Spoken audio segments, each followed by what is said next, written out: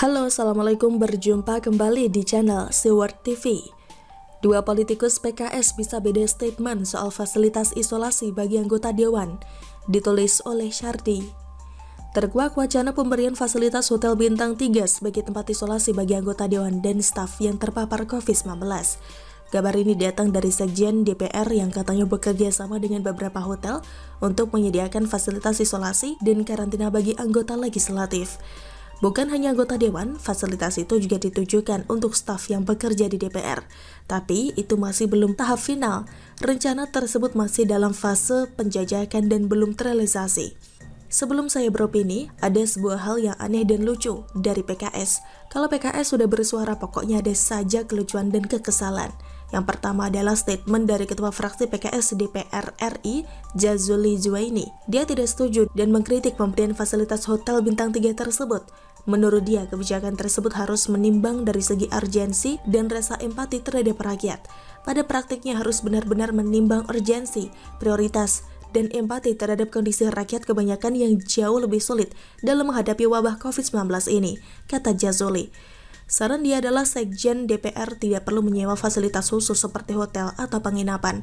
Lokasi isolasi bisa menggunakan fasilitas yang dimiliki DPR seperti Wisma DPR di Kopo, Bogor, atau fasilitas milik DPR lainnya. Bahkan kami mengusulkan agar fasilitas isoman tersebut tidak hanya digunakan oleh anggota dan pegawai DPR, tapi juga terbuka untuk masyarakat yang membutuhkan tempat isolasi mandiri, kata Jazuli. Kalau saya pribadi juga tidak setuju dengan fasilitas hotel sebagai tempat isolasi. Sebenarnya banyak gedung lain yang bisa dipakai untuk menghemat anggaran. Pengeluaran pemerintah untuk penanganan pandemi sudah jor-joran. Penghematan wajib jika memungkinkan, bukan mencari cara untuk memboroskannya demi memenuhi hak di atas rata-rata untuk anggota Dewan. Apakah DPR sudah lupa dengan statement blunder dari kader PAN yang meminta agar ada rumah sakit khusus perawatan pasien COVID-19 buat pejabat? Ini sudah cukup mencoreng wibawa. Sekarang ada lagi wacana model begini, seolah DPR selalu mencari celah untuk membuang anggaran yang tak urgent. Kebijakan tersebut tidak memiliki empati terhadap nasib rakyat yang juga dalam banyak kasus kepayahan dalam mendapatkan fasilitas kesehatan untuk isolasi mandiri yang terjangkau. Kita sebagai rakyat biasa sudah cukup kewalahan dan mengalami kesulitan. Ada yang mengalami kesulitan ekonomi karena biasanya dibatasi dan pekerjaan hilang.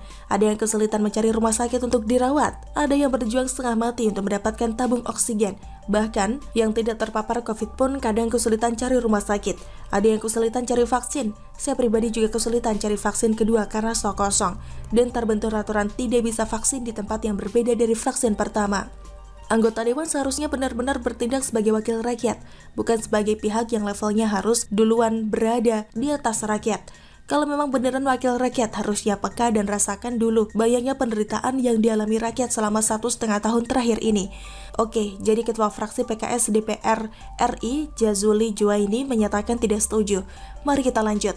Anggota DPR RI dari fraksi PKS juga bernama Bukhari Yusuf tak mempermasalahkan jika anggota DPR terpapar COVID-19 diberikan fasilitas Hotel Bintang 3 untuk menjalani isolasi mandiri, asalkan transparan dan dengan harga yang wajar. Alasan dia adalah saat ini semua tempat isolasi dan rumah sakit masih penuh dan lagi pula sudah banyak anggota dan staf bekerja di DPR yang terpapar belakangan ini. Yang terpenting, bisa dipertanggungjawabkan secara keuangan dan transparan. Yang perlu dikritisi bukan karena untuk anggota Dewan atau di hotel, tapi fasilitas tersebut benar-benar diperlukan, ujar dia. Tempat isolasi tersebut benar hanya diperuntukkan yang berhak, bukan yang lain. Katanya lagi, saya tak mempermasalahkan jika ada yang setuju maupun tidak setuju dengan wacana di atas, tapi yang jadi fokus artikel kali ini adalah dua orang dari PKS bisa memberikan statement yang berbeda. Yang satu mengkritik, yang satu lagi oke-oke aja. Jadi pertanyaannya, PKS setuju atau tidak? Bikin bingung aja sih. Bagaimana menurut Anda? Silahkan tulis komen Anda di kolom komentar. Jangan lupa untuk like, subscribe, dan share. Siward TV pamit, sampai jumpa. Wassalamualaikum warahmatullahi wabarakatuh.